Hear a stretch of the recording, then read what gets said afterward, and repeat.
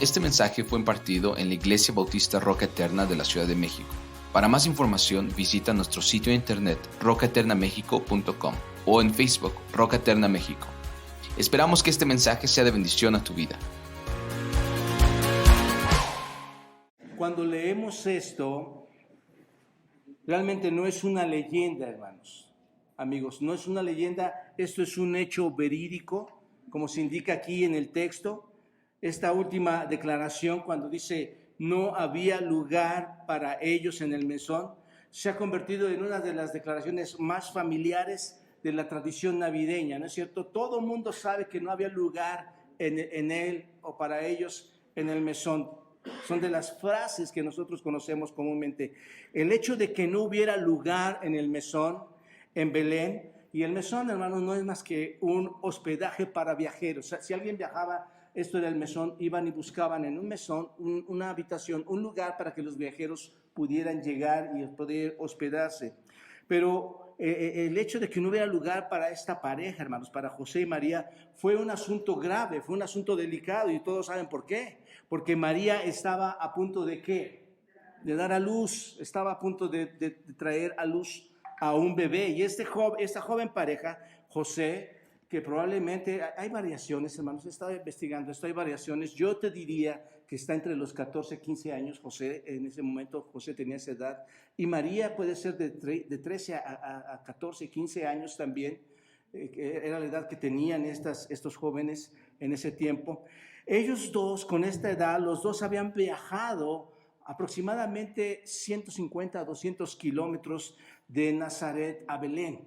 Y suena fácil, hermanos, suena sencillo escuchar esto, pero piénsalo en todas las circunstancias, y otra vez les invito a que cuando estamos leyendo nos traslademos a pensar cómo era. No es como hoy, tú piensas en un traslado, fueron de Nazaret a Belén, pero aquí iban en otro tipo de medios, eran caminos mucho más difíciles. Entonces tienes que estar pensando en esta situación. Ellos fueron por ahí de 150 a 200 kilómetros de Nazaret a Belén. Belén, que si ustedes han leído el Antiguo Testamento, Belén era la ciudad de Ruth y Boz. ¿Recuerdan ustedes esto? También Belén era el lugar donde el primer amor de Jacob, Raquel, murió, y en ese lugar, en Belén, Raquel fue enterrada. Pero Belén era una ciudad notable, era una ciudad importante, porque en esa ciudad nació David. En Belén nació el rey David, uno de los reyes más importantes, uno de los reyes más grandes que Israel había conocido en su tiempo. Y David, el gran antepasado de la realeza, era donde había nacido, y de esa realeza de cuyos lomos se profetiza iba a salir el Mesías, o vendría el Mesías del linaje de David. ¿Recuerdan eso? Entonces, ahí está Belén moviéndose en toda esta historia. Y cuando llegaron a Belén, dice el versículo 7, observen, no había lugar para ellos. Con 9 meses de embarazo que tenía María, hermanos, en cuestión de pocos días para dar a luz a un bebé, y no había lugar para ellos, ya está, va a dar a luz, y no tienen un lugar donde quedarse, no tienen familiares que les puedan recibir en ese momento. Ellos salieron sin que alguien les pudiera dar un hogar tranquilo, un lugar cálido donde pudieran pasar ese tiempo. Eran seguramente finales de otoño e invierno, y aquí entramos a estas discusiones que en este sentido, hermanos, nada más quiero que entiendan, se puso este año se puso el mes de diciembre, se estipuló el mes de diciembre como algo que ahí se tenía que celebrar, pero no fue en diciembre realmente, hermanos, fue en otra época, y no voy a entrar a detalles de esto para no tenerme mucho, pero no fue en diciembre, más o menos era en el otoño, a principios del invierno. Así que estaba sucediendo esto. No hay nadie para cuidar a esta pareja que está buscando un lugar, un espacio para ellos. Creo, mis amados hermanos y amigos, que hoy en día, en lo que respecta a nuestro Señor Jesucristo, y esto es importante cuando digo que no hay lugar, en lo que respecta a nuestro Señor Jesucristo, todavía, no sé ustedes qué piensen, pero creo que todavía, hermanos, el mundo tiene un letrero que dice, no hay lugar para Él. No sé si se dan cuenta de esto. Hoy en día pasa casi lo mismo. La gente está, en un sentido, rechazando al Señor Jesucristo. Sabemos que Él vino a este mundo, sabemos que Él es el libertador, es el Mesías, sabemos que Él nos libra de todo pecado, nos perdona de todo pecado por medio de la cruz, pero hoy en día, hermanos, está colgado ese mismo letrero, no hay lugar para ti. No sé qué pienses de esto, y debemos estar orando mucho, mucho para que el Señor esté abriendo los corazones de aquellas personas que no quieren dar un espacio al Señor. Ahora, antes de entrar a cada verso, permítame volver un poco al texto, hermanos, porque hay mucho más aquí que necesitamos entender. Vamos a repasar un poquito brevemente este evento sorprendente. Hay un evento grande, sorprendente aquí en Lucas capítulo 1. No lo tengo acá, pero ustedes vayan a Lucas capítulo 1. Un evento que sucedió en el versículo 26 al 27. Observen. Lucas 1, 26 a 27, ¿lo tienen? Sí. Dice, al sexto mes, cuando dice al sexto mes, hermanos, está hablando del embarazo de Elizabeth, la madre de Juan el Bautista. ¿De acuerdo? Cuando tú vas al contexto, ese es el sexto mes al que hace referencia. Entonces, al sexto mes, el ángel Gabriel fue enviado por Dios a una ciudad de Galilea llamada Nazaret, a una virgen desposada con un varón que se llamaba José, de la casa de David, y el nombre de la virgen era María. Este mensajero de Dios, hermanos, vino hasta Nazaret, y en esa ciudad el ángel vino directamente a una virgen. ¿Se dan cuenta? Ella había estado comprometida con un joven, según vemos aquí en este texto, cuyo nombre era José. Y José era descendiente ¿de quién? De David. Muy importante que vayamos viendo esta línea, hermanos.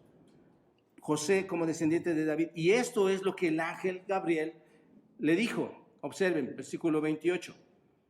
Salve, muy favorecida, el Señor es contigo, bendita tú entre las mujeres. Mas ella, cuando le vio, se turbó por sus palabras y pensaba, ¿qué salutación sería esta? Y hermanos, aquí solo estoy pensando. Venía yo manejando para acá a la iglesia y pensaba, ¿cómo fue? Yo creo que Mariano dijo, ¿qué salutación es esta? ¿Verdad? Yo creo que era un espanto, hermanos, era un temor, ¿no es cierto? Aparece el ángel Gabriel a ella. No es algo natural para nosotros ver esto. Y observen, entonces el ángel le dijo, María, no temas. Y me sorprende que el ángel constantemente les dice a varios, no temas. A José le dice, no temas. A María le dice, no temas. A Elizabeth le dice, no temas. Es no temer ante la presencia de los mensajeros de Dios y de Dios mismos, hermanos, cuando todo es para bien. Pero bueno, entonces dice, salve María, muy favorecida, el Señor es contigo, bendita entre las mujeres. Mas ella, cuando le vio, se turbó por sus palabras y pensaba, ¿qué salutación sería esta? Entonces el ángel dijo, María, no temas, porque has hallado gracia delante de Dios, y ahora concebirás en tu vientre y darás a luz un hijo y llamarás su nombre Jesús. Nadie, hermanos, hasta ese momento, bajo las escrituras, nadie había visto un ángel literalmente después de 400 años. Y diría yo 500 años, después de tantos años, nadie había visto un ángel hasta que el ángel apareció a Zacarías y a Elizabeth, ahí en Lucas capítulo 1, versículo 11. Es cuando un ángel vuelve a aparecer. Y este era el mismo ángel Gabriel que está apareciendo de nuevo. Ella tenía miedo, como les decía, yo creo que entró ahí como en terror, pero el ángel le dice, no tengas miedo. Le dice que va a tener un bebé y su bebé se va a ser el Señor Jesús, que significa Salvador. Y Él salvará al pueblo de sus pecados, como dice Mateo capítulo 1, versículo 21. Y eso, vamos a ir relacionando estos pasajes, pero Mateo 1, 21 dice que Él va a salvar al pueblo de sus pecados. Además, después de decirle esto, empieza a describir al bebé. Observen en Lucas capítulo 1, versículo 32, empieza a describir al bebé y dice, este será grande y será llamado Hijo del Altísimo, y el Señor Dios le dará el trono de David, su padre, y reinará sobre la casa de Jacob para siempre, y su reino no tendrá fin. Ahí está, hermanos. ¿Se dan cuenta de lo que se está declarando aquí? Por supuesto, esta mujer, esta María, le dijo al ángel, ¿cómo puede ser que yo vaya a quedar embarazada o encinta si soy una virgen? Claro que le preguntó eso. Esto es imposible lo que ella estaba pensando, esto es imposible. ¿Cómo voy a quedar encinta? Entonces el ángel en el versículo 35, observen lo que le responde. El Espíritu Santo vendrá sobre ti y el poder del Altísimo te cubrirá con su sombra, por lo cual también el santo ser que nacerá será llamado Hijo del Altísimo. Ahí hay mucho, hermanos, que entender en cuanto al nacimiento del Señor Jesucristo. En otras palabras, si te das cuenta, esto va a ser una concepción milagrosa. ¿Te das cuenta? No interviene hombre alguno. Va a ser una concepción milagrosa. Dios va a plantar, le dice el ángel a María, Dios va a plantar en ti sin que tú conozcas a un hombre, un ser. ¿Te das cuenta de lo que está sucediendo ahí? Luego versículo 37 nos hace referencia a este evento sobrenatural. Observa lo que dice el 37. Porque no hay que, hermanos, no hay nada imposible para Dios. ¿Te das cuenta? Esta es nuestra convicción, hermanos. Dios puede hacer cualquier cosa. Y para Él no era imposible que nuestro Señor Jesucristo naciera en una virgen. Así que la promesa había llegado a esta joven de que iba a ser madre de un bebé a pesar de que era una virgen. Y el bebé sería concebido entonces de forma milagrosa por nuestro Dios. El bebé sería el Hijo de Dios y sería Dios mismo en carne humana. Dios hombre, ¿no es cierto? Entonces cuando María apareció poco después de este evento, ya estando embarazada, cuando aparece a José y José la ve, José con quien estaba comprometida, José se entera, se sorprende, ¿no es cierto? ¿Por qué se sorprende José, hermanos? Porque no hay explicación humana para entender que tú vas a tener un hijo a menos que hayas tenido una relación con otro hombre, ¿no es cierto? Entonces, pensemos cómo estaba pensando José, hermanos. José se sorprende que no fuera, que haya estado embarazada así, que él, yo creo que estaba pensando, has tenido una relación con otra persona. José sabía que ella era, aunque sabía que era una joven piadosa, una joven justa, él estaba sacudido por esta noticia. Sabes que estoy embarazada. Y estaba sacudido por el hecho de que no podía concebir que estuviera embarazada sin que haya tenido un hombre para ella. Y estaba tratando de decidir seguramente qué hacer. Seguramente pensaba en divorciarse de ella o romper el pacto de ese compromiso. Y en este tiempo ustedes recuerden, o apedrearla, ¿no es cierto? Hasta la muerte por este pecado. Cuando el ángel Gabriel se le apareció a José y le explica ahí en Mateo capítulo 1, todos vayan a Mateo, observen lo que sucede ahí. El ángel Gabriel aparece a José, como se registra ahí en Mateo 1:20, y le dijo: José, hijo de David, no temas. Y observen ahí otra vez José, ¿qué dice? Marcando la línea, ¿se dan cuenta? José, hijo de David, no temas recibir a María, tu mujer, porque lo que en ella es engendrado del Espíritu Santo es, y dará a luz un hijo y llamará su nombre Jesús, porque él salvará a su pueblo de sus pecados. Todo esto aconteció para que se cumpliese lo dicho por el Señor por medio del profeta, cuando dijo: he aquí una virgen concebirá y dará a luz un hijo y llamará su nombre Emmanuel. Está citando la profecía de Isaías capítulo 7, hermanos, que traducido es Dios con nosotros. ¿Se dan cuenta cómo todo empieza a checar ahí? Y así José recibió el mensaje del ángel de que ella iba a estar embarazada, que iba a concebir por medio del Espíritu Santo para traer al mundo al Rey, para traer al mundo al Salvador, para traer a Dios mismo en carne humana. Ahora, cuando nosotros llegamos a Lucas 2, la profecía se cumple. No sé si se dan cuenta.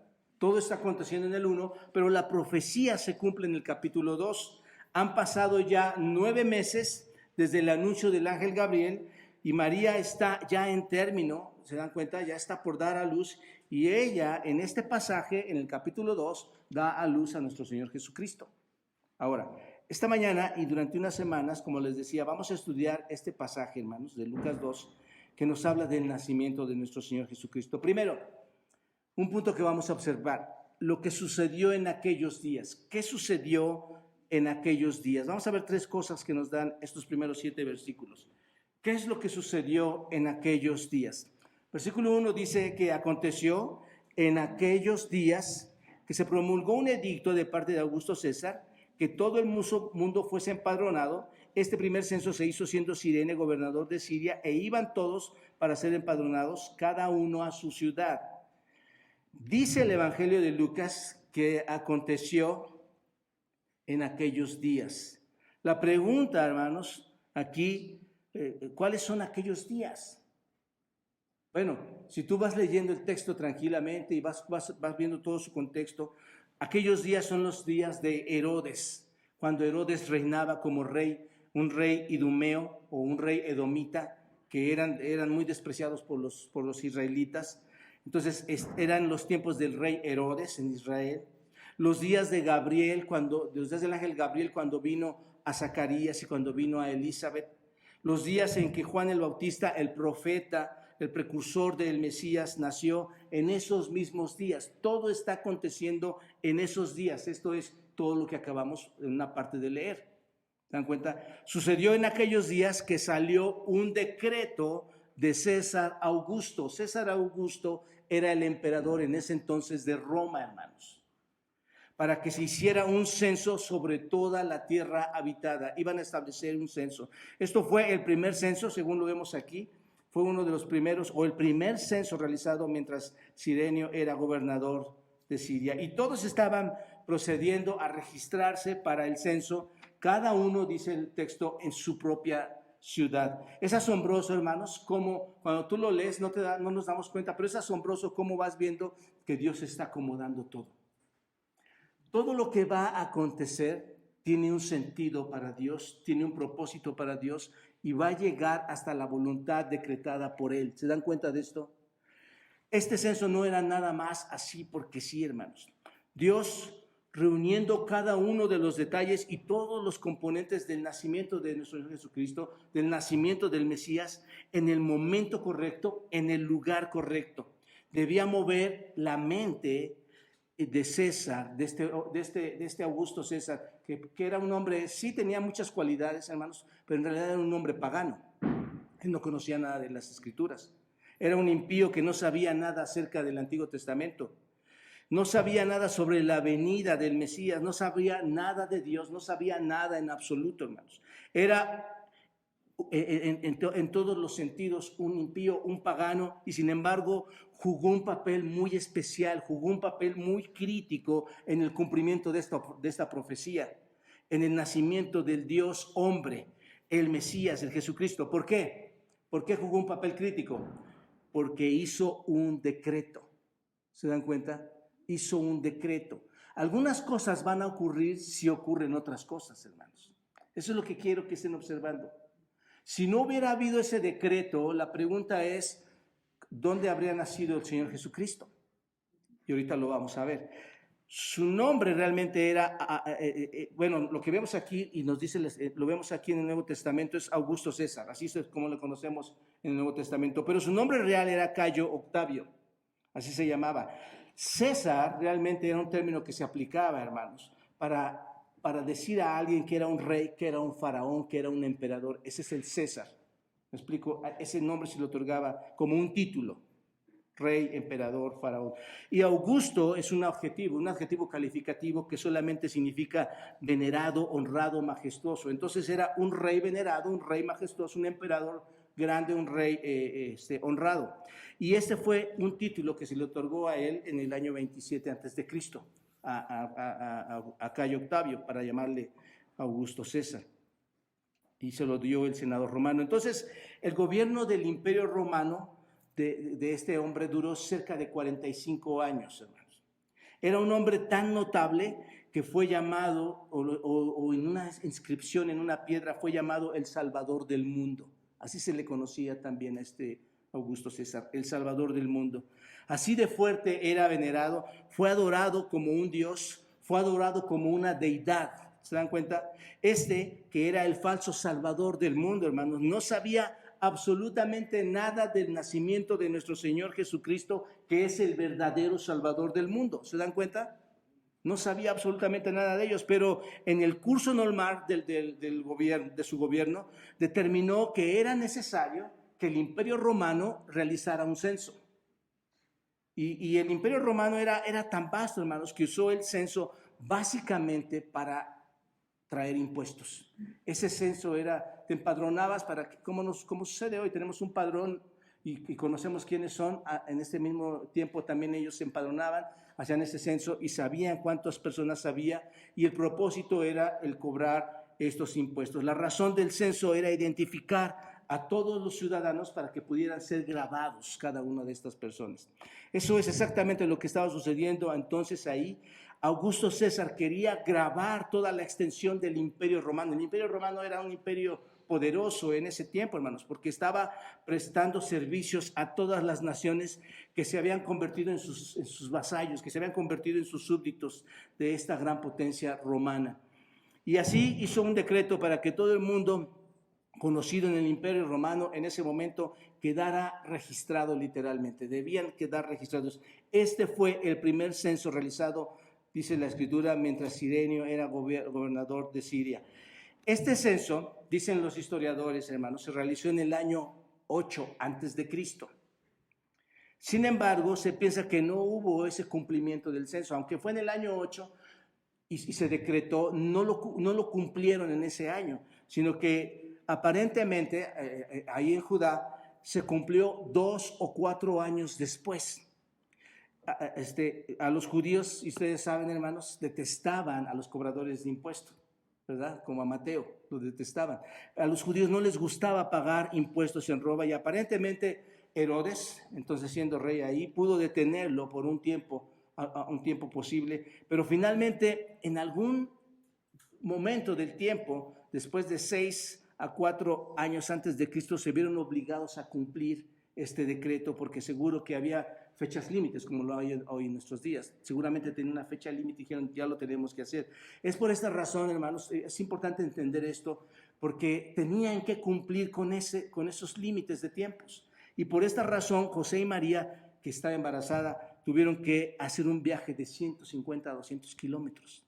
Tuvieron que salir a hacer esto caminando o montados en un animal, montados en un burro, sobre un terreno muy difícil, sobre un terreno muy accidentado, para hacer esto. Y no podrían haberlo pospuesto más tiempo, ya necesitaban hacerlo. Y todo esto, hermanos, vayan viendo cómo Dios está interviniendo en esto. Y todo esto encaja en los propósitos de Dios para estar seguros de que ellos iban a estar allí en Belén. Tenían que salir entonces pronto a hacer eso para que llegaran a Belén, para que el niño pudiera nacer ahí, porque ese era el plan de Dios, hermanos. César no sabía nada de esto, Herodes tampoco sabía nada de esto acerca de los propósitos, acerca del plan de Dios, pero Dios estaba trabajando todos los detalles en un entorno universal, hermanos. Ahora, lo único que sabemos es que en algún lugar, alrededor del 6 al 4 antes de Cristo, recuerden que vamos retrocediendo, es cuando nació Jesús, del 6 al 4 antes de Cristo. Así que en realidad no nació cuando decimos, por ejemplo, nació en el año 0 antes de Cristo. Sacando todas estas cuentas, él nació antes del 0, entre el 6 y el 4 antes de Cristo. ¿Se dan cuenta? Y nació literalmente en Belén como resultado de estas estrategias políticas de César, insisto, de un emperador impío, un emperador pagano. Nació en esos tiempos con esas estrategias políticas. Y el versículo 3, hermanos, en el versículo 3 vemos que todos tenían que registrarse para el censo. Y observen, y dice, cada uno, ¿en dónde, hermanos? Cada uno tenía que registrarse en su ciudad. Ahora, como dato adicional, eso no era una estipulación romana, hasta donde los historiadores lo conocen. No es que los romanos estipularon que debían de salir de ahí a su lugar natal, a sus ciudades natales. Los romanos seguramente les hubiera encantado que no salieran y que desde ahí pagaran sus impuestos, hermanos, que se registraran en la ciudad donde vivían. Así que lo más probable es que el hecho de que se regresaran a su ciudad de su ascendencia, fue seguramente una estipulación judía, ¿no es cierto? Ya sea que fuera por Herodes o ya sea por una tradición que tenían, ellos tenían que ir a cada uno a su ciudad, y los judíos decidieron entonces que todos debían regresar al lugar donde se guardaban los registros, porque eran muy exigentes. Ustedes recuerdan, hermanos, que ellos mantenían registros muy rigurosos de su genealogía. Entonces ellos querían llegar a ese lugar donde estaban todos los registros genealógicos. Así que estoy seguro de que por demanda judía debían regresar al lugar de su ascendencia original, y es por eso que dice cada uno tenía que ir a la ciudad. Todo eso era muy crítico para los propósitos de Dios, hermanos. Todo esto era importante para que el Mesías naciera en el lugar que Dios había determinado. ¿Te das cuenta? Piénsalo bien. No hay sucesos accidentales en el reino de Dios. Ese es el punto, hermanos. Tal vez dices, pastor, yo no quiero historia en la iglesia hoy. Hermanos, todo esto va aconteciendo porque hay un gran propósito, ¿no es cierto? Hay una profecía atrás que dice que van a ser en Belén, y ahorita la explico. Y todo esto, si no hubiera habido ese censo, seguramente esas cosas no se mueven de esa manera. Si no hubiera habido ese censo, seguramente la profecía no se hubiera cumplido, si lo queremos ver de forma más grave, hermanos. Pero piénsenlo bien, no hay accidentes para el Señor. Si este emperador Augusto César hubiera tomado una decisión de hacerlo un mes antes o un mes después, o una semana antes o una semana después, Jesús, hermanos, lo más seguro es que no habría nacido en Belén, porque iba ya con 9 meses, casi. ¿Se dan cuenta? Pero no fue así. Dios sabía cuánto tiempo tomaría poner en marcha este padrón, poner a trabajar a todos en eso. Dios sabía exactamente cuánto tiempo tomaría para que estuviera allí o estuvieran allí ellos por unos cuantos días, hermanos. Por eso en esos días iba a nacer ahí el bebé. Cada detalle, hermanos, está en la mano de Dios Todopoderoso. Y Dios todavía dirige la historia y todavía tiene a cada rey, a cada gobernante en sus manos para hacer sus propios propósitos. Tenemos que entender, hermanos, hoy todo lo que acontece no está fuera de nuestro control. Si Él ha prometido que va a regresar, el Señor Jesucristo va a regresar. Y todo se va a mover, lo quieran los gobernantes o no lo quieran los gobernantes. Van a ser en el tiempo y en el espacio y en el momento en que Dios quiera hacerlo. Y así, hermanos, solo como un principio, y no lo tengo aquí en mis notas, pero solo como un principio, hermanos, adicional, todo lo que nosotros vivimos, de verdad, está guiado por Dios. Y por eso es importante dejarnos guiar por el Espíritu Santo, hermanos. Porque todo propósito que Dios quiere en tu vida, lo va a hacer. Va a ocupar a paganos como César. Y porque yo por eso les decía, es un pagano, no conocía a nadie, ¿no es cierto? Es alguien que no conocía el Antiguo Testamento, pero Dios usó incluso a este tipo de personas. Dios puede usar creyentes o no creyentes para que se cumplan sus propósitos, hermanos. Pero esto va mucho más allá, hermanos, de todo esto. ¿Qué es lo que estaba pasando en Israel? Observen ahora un segundo punto. ¿Qué es lo que está pasando en Israel? Versículo 4.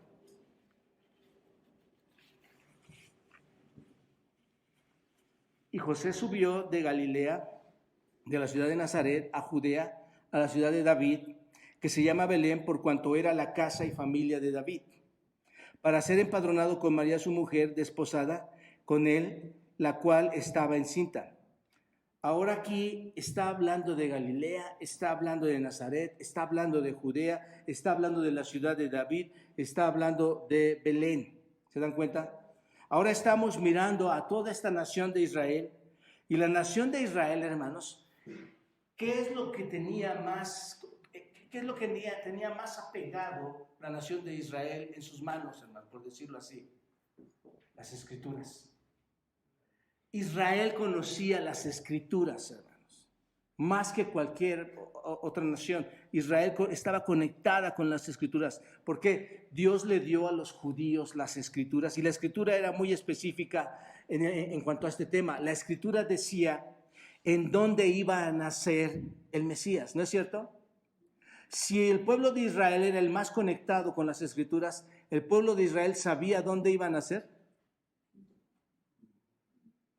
Por supuesto que lo sabía. Y hubo un profeta para eso que se llamaba Miqueas. Ese profeta Miqueas, en su profecía, vayan a Miqueas capítulo 5, versículo 2. Este profeta dice lo siguiente: esto lo conocían los judíos, hermanos. hermanos. ¿Se dan cuenta? Dice, pero tú, Belén, Efrata, pequeña para estar entre las familias de Judá, ¿qué dice, hermanos? De ti me saldrá el que será Señor en Israel, y sus salidas son desde el principio, desde los días de la eternidad. Si ustedes van a Génesis capítulo 35, en el versículo 19, van a encontrar que este pueblo se llamaba Belén, este pueblo se llamaba Efrata originalmente. Más tarde se conoció como Belén. Génesis 35, 19 dice así, y así murió Raquel, ¿recuerdan lo que mencionaba hace un ratito, la esposa de Jacob? Y fue sepultada en el camino de Efrata, la cual es, ¿qué? Belén. Entonces, el profeta Miqueas dice, eres pequeña entre las familias de Judá. Ahí lo tienen, lo están viendo, ¿verdad? En su texto ustedes. En otras palabras, ¿qué está diciendo, hermanos? Belén, eres insignificante. ¿Recuerdan que decía, de Belén ha de salir el libertador? De esa ciudad tan significante. Aquí lo está diciendo Miqueas. Eres pequeña entre las familias. Eres insignificante. Siempre fue un lugar pequeño. Siempre fue un lugar insignificante, hermanos. Pero de ti, ¿qué dice Miqueas, hermanos? De ti saldrá, ¿qué? Un gobernador, ¿no? Alguien que va a gobernar Israel. Vas a dar, Belén, vas a dar a luz a un gobernador. Es lo que está diciendo. No puede ser David, no puede ser el rey David. Recuerden que esa es la nación donde nació el rey David. De quien está hablando aquí, a pesar de que él nació ahí, no puede ser él. Porque David había nacido, hermanos, 300 años antes de esta profecía. Antes de que Miqueas profetizara esto, David ya había nacido 300 años atrás. Y la profecía de Miqueas tenía 700 años antes de que viniera el Mesías. Así que David nació 1000 años antes que el Mesías. Ahora bien, ¿cómo sabemos que él es el Mesías? Por lo que dice Miqueas 5:2. Ahí está la respuesta. ¿Cómo sabemos que realmente está hablando del Mesías? ¿Qué dice, hermanos? La parte B. Sus salidas son ¿desde cuándo? Desde el principio, desde los días de ¿qué, hermanos? De la eternidad. En el principio era el Verbo, y el Verbo era con Dios, y el Verbo era Dios. Él es, hermanos, desde el principio.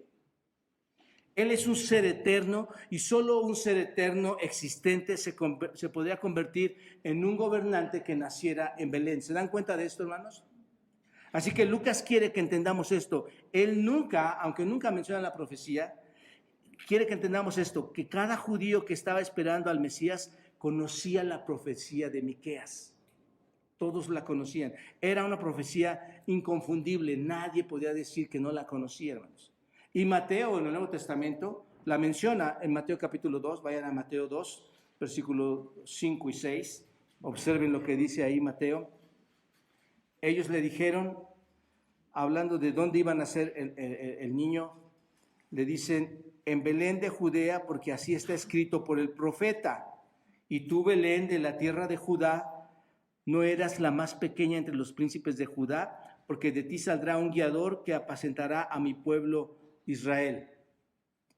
Así que ellos sabían que Belén iba a ser el lugar del Mesías.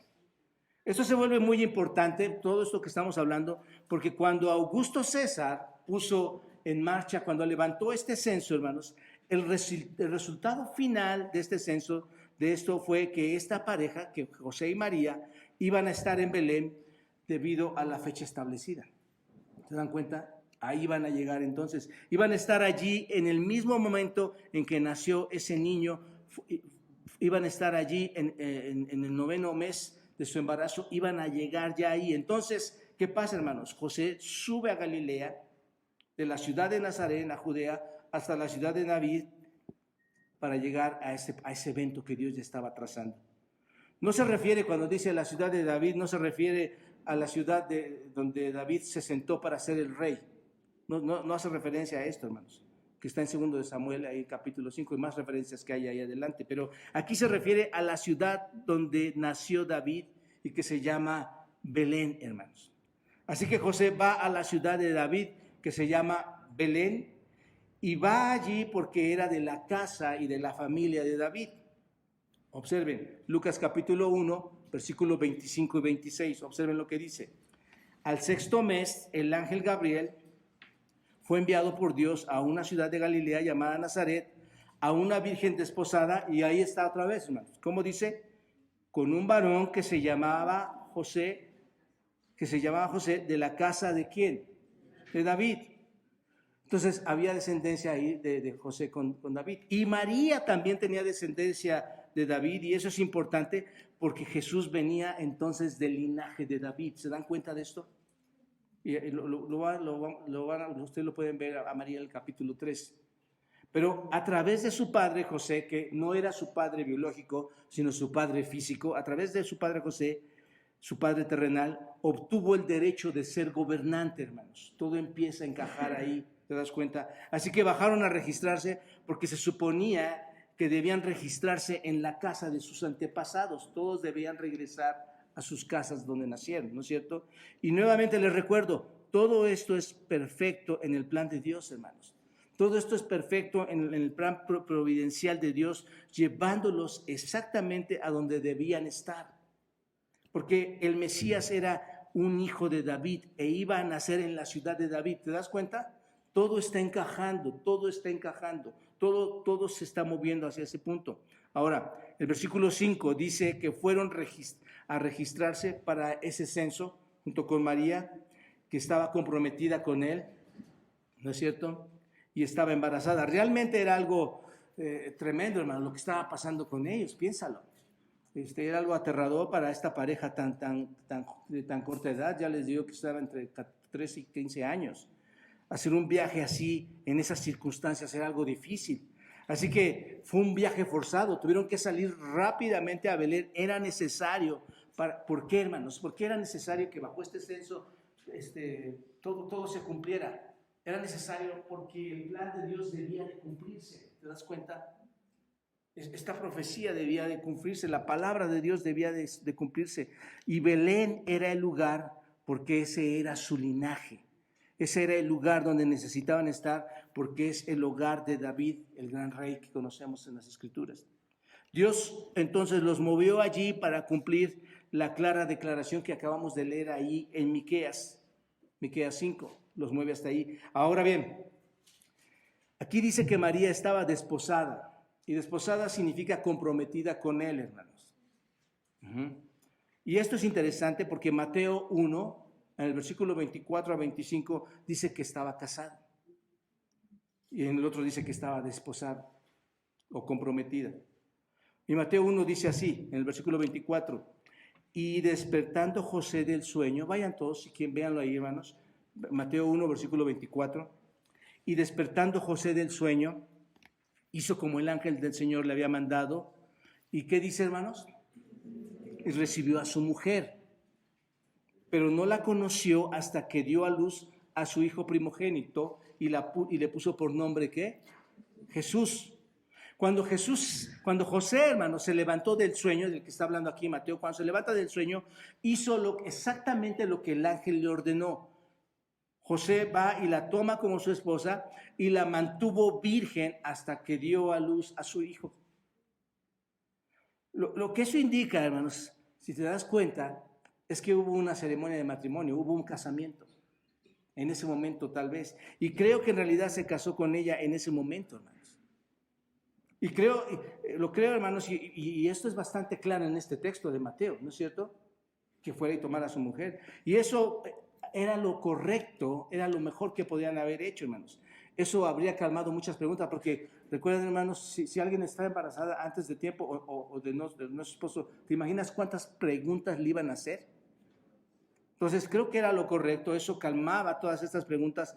Al menos podría presentarla como su esposa y no como su prometida que estaba embarazada. ¿Te das cuenta?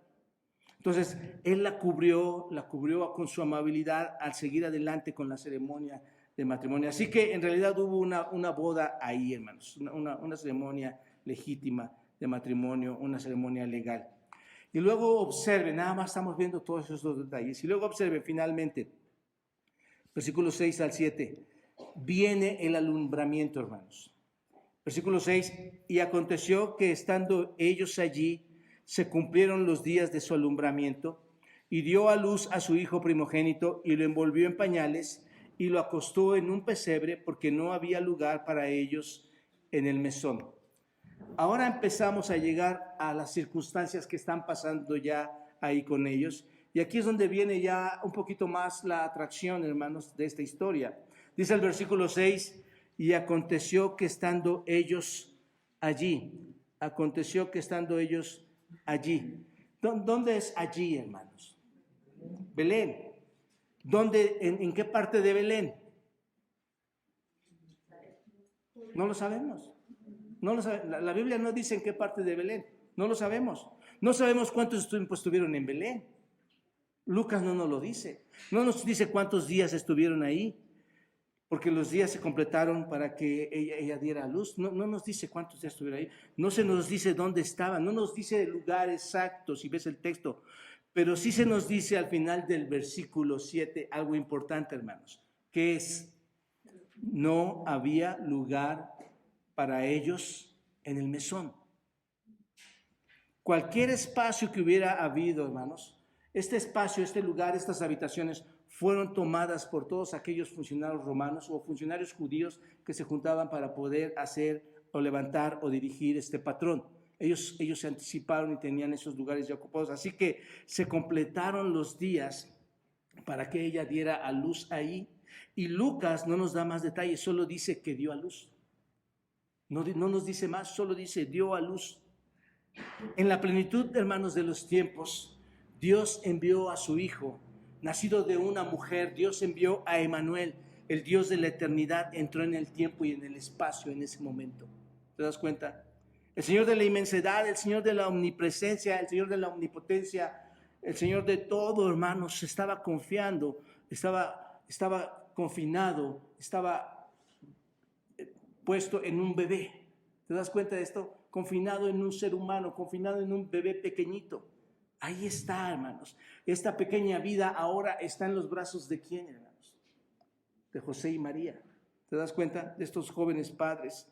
Y Lucas tiene cuidado, hermanos, de decirnos que ella dio a luz a su hijo primogénito, prototokos. Recuerdan que en Romanos hemos visto ya esta palabra en el griego, prototokos, primogénito, que tiene un significado especial. Y es importante esto que Lucas señala aquí de primogénito, hermanos, porque la Iglesia Católica Romana quiere hacernos creer o quiere hacer creer a la gente que ella solo tuvo un hijo y que al tener ese hijo se mantuvo perpetuamente virgen, hermanos, hasta su muerte. Y eso no es verdad, ¿no es cierto? Tú lo lees en la Escritura y eso no es verdad. Ella tuvo más hijos y ella dejó de ser virgen, según las Escrituras. María tuvo más hijos, como lo vimos en Mateo. Vayan otra vez a Mateo 1, versículo 24 a 25. Él la mantuvo virgen hasta que nació Jesucristo, ¿no es cierto? Es lo que dice. No la conoció hasta que nació el Señor Jesucristo. Después de eso, observen, José y María tuvieron relaciones normales como cualquier otro matrimonio, como cualquier esposa o cualquier esposo, y tuvieron más hijos. Y esto lo podemos comprobar ahí en Mateo. Vayan a Mateo, capítulo 12, versículo 46. En el Evangelio de Mateo, versículo 46, capítulo 12. Ahí se nos presentan a los hermanos del Señor Jesús. Observen, dice el versículo 46. Mientras él aún hablaba a la gente, he aquí su madre, ¿y qué, hermanos? Y sus hermanos estaban, ¿qué? Afuera y le querían hablar.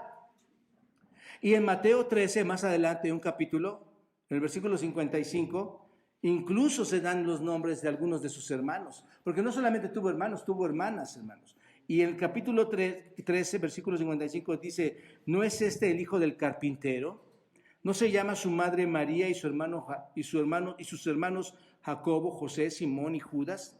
¿No están todas sus hermanas con nosotros? ¿De dónde pues tiene todas estas cosas? Hermanos, ¿entienden esta parte, hermanos? ¿Podemos ver esta parte tan trascendental? La Escritura es tan viva y tan plena que nos enseña toda la realidad, hermanos. La misma Virgen María en el capítulo 1 da una adoración al Señor sublime, ¿no es cierto? De lo que ella fue una mujer especial. Sí, Dios la eligió como una mujer especial, pero no tiene nada que ver para una adoración. ¿Te das cuenta? Era una mujer igual que todos ustedes, era un ser humano igual que todos nosotros, pecador delante de los ojos del Señor. Y cuando leemos este texto, hermanos, si, ¿saben una cosa, hermanos? Cuando vemos esto, la multitud en ese momento estaba incrédula.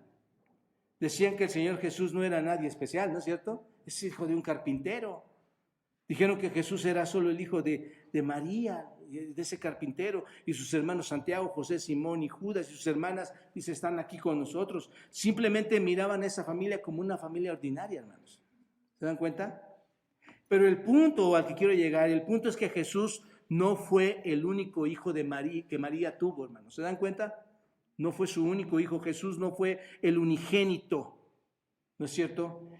Era el prototocos, el primogénito, no el unigénito, el prototocos, el heredero, el importante. Y esto es muy importante, hermanos, que diga prototocos o que diga primogénito, porque no solo él es el primogénito, lo que por supuesto significa que ella era una virgen, sino que él es el primogénito, lo que por supuesto significa que él tiene el derecho de toda la herencia. ¿Recuerdan esto que hemos visto en Romanos? Él tiene el derecho de toda la herencia, él tiene el derecho primario de la herencia familiar.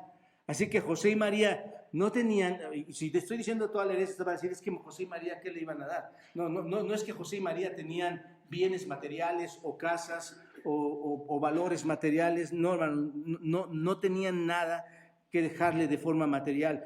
Pero lo que sabemos que sí se podrían dar, hermanos, es que ellos sí tenían el derecho al trono de Israel, por el linaje que estaban siguiendo de David.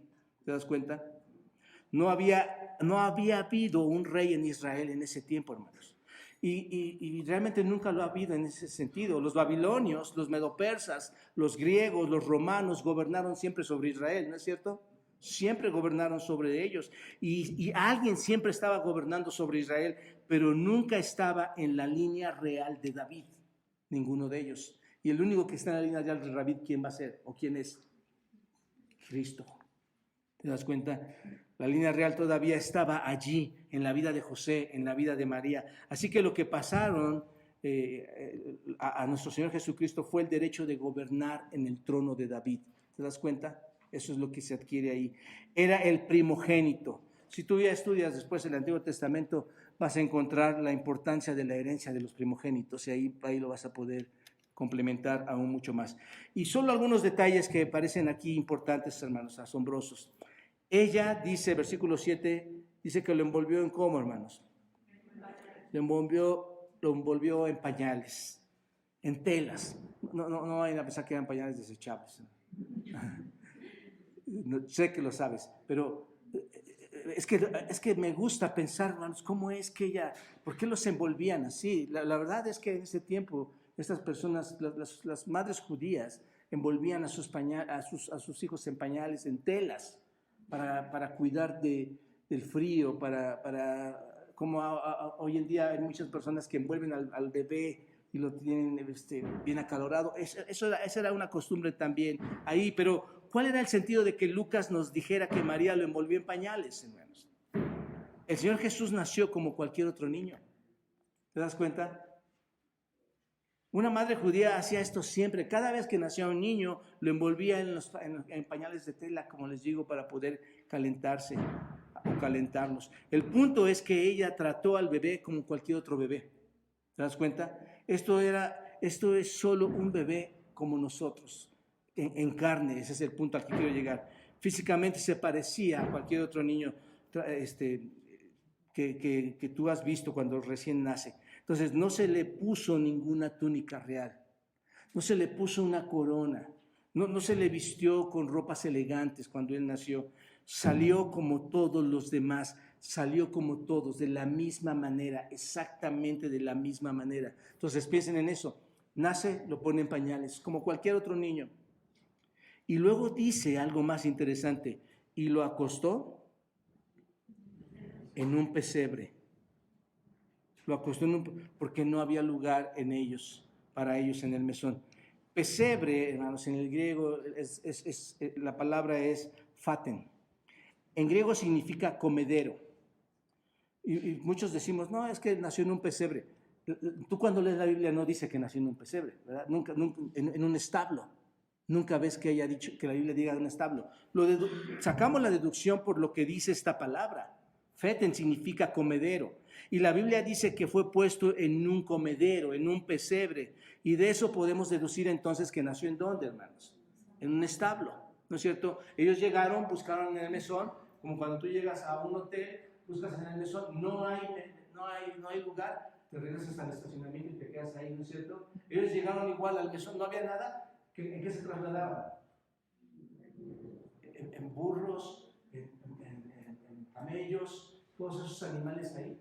Pues es como ellos no tenían estacionamiento, pero tenían lugar, establos para eso. ¿Se dan cuenta? Era lo que sucedía en ese tiempo.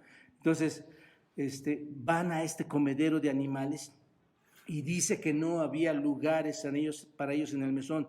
Y como te dije, los romanos probablemente habían estado ocupando la mayoría de todos esos lugares, junto con todos también los funcionarios judíos. Y no solamente ellos, hermanos, todas aquellas personas que tenían que llegar, se dan cuenta, a esa ciudad, a registrarse. Todos los que vivían en esa ciudad natal llegaron ahí. Y ese lugar se volvió muy, muy concurrido, ¿no es cierto?, en ese momento. Así que esta pareja, hermanos, terminó quedándose ¿en dónde? Entre los animales, fuera de los cuartos del mesón. ¿Se dan cuenta? Ahora piensen por un momento. Si tú estuvieras en esa condición, no te dan lugar, tú deberías de tener una manta para cubrirte, ¿no es cierto? Tú deberías tener una almohada para acostarte, ¿no es cierto?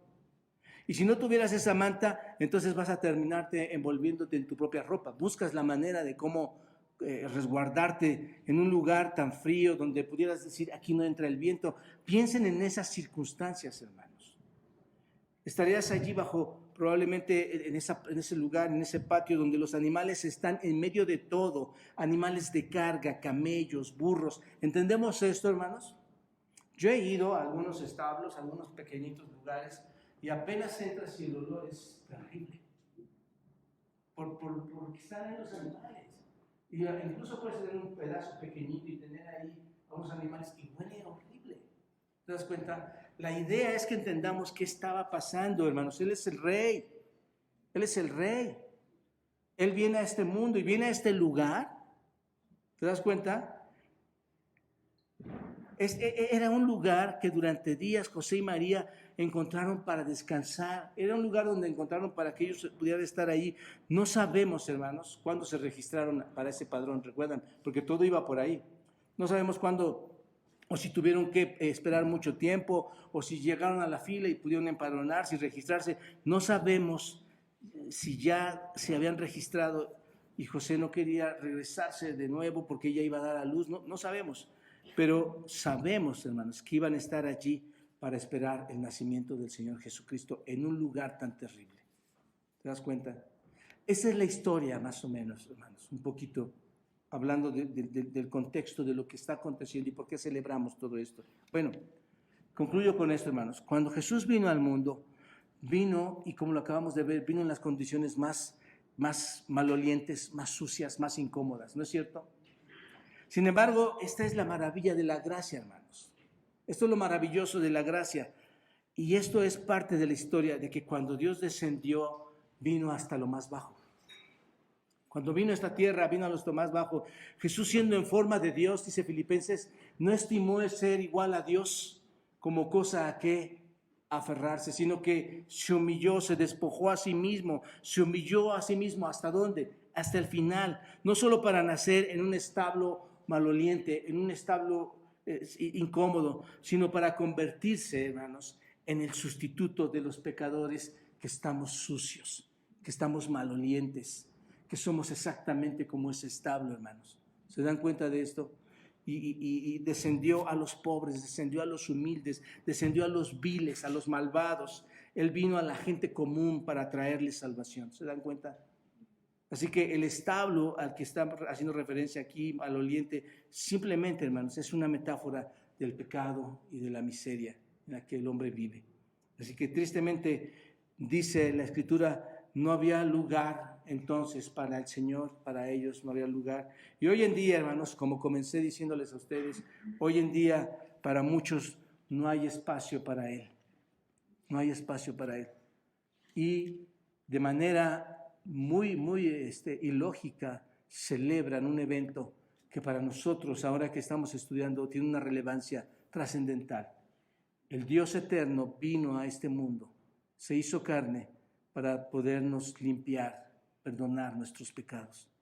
¿Te das cuenta? Por eso el 24, cuando nos reunimos aquí, hermanos, a veces la gente está más emocionada en lo que va a servir en las mesas, en lo que van a convivir, en lo que están esperando esos eventos para vacacionar, hermanos, entiendan, el Señor Jesucristo, siendo Dios mismo, se hizo semejante a los hombres para perdón de nuestros pecados. Y tú ahora tienes esas cosas de ese privilegio de haber sido perdonado por Él.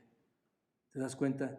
Ese evento es trascendental en la vida de cada persona que ha creído, ¿no es cierto? Y hoy, bajo las Escrituras, bajo esta historia, puedes empezar o continuar entendiendo que la historia es solo una, es la historia de Dios.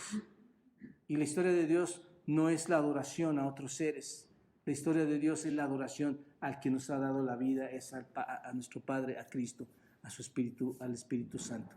Así que, hermanos, vamos a continuar con la historia.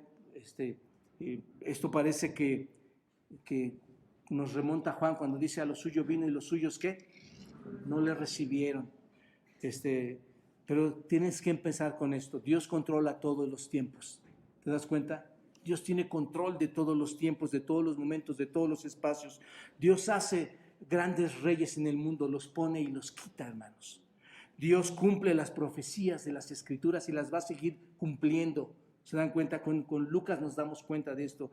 Y no solo eso, llega hasta la humanidad para aquellos que somos pecadores podamos ser perdonados. Y bueno, parece que todo está aquí así en este momento fuerte para María y para José, pero algunos ángeles, hermanos, llegan y empiezan a contar lo que está pasando a los pastores que se acercan.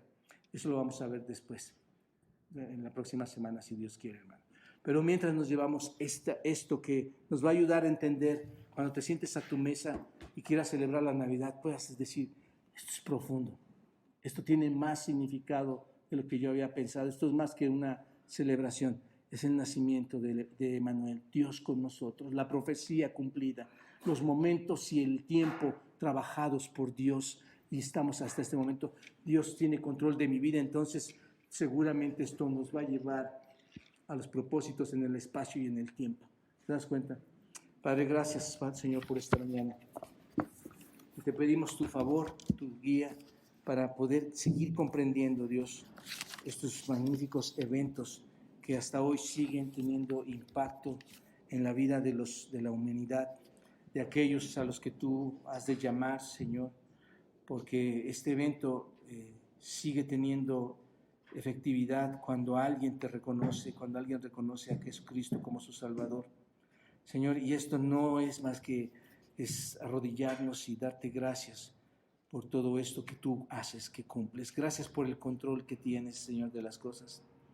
Y, Señor, ayúdanos a seguir creciendo, obedeciendo y compartiendo a otros, Dios, estas verdades que están aquí bien plasmadas, para que no haya más engaños en las personas, Dios, que conozcan tu verdad, que esa verdad los haga libres. En Cristo Jesús, nos ponemos en tus manos el resto de esta tarde. Amén.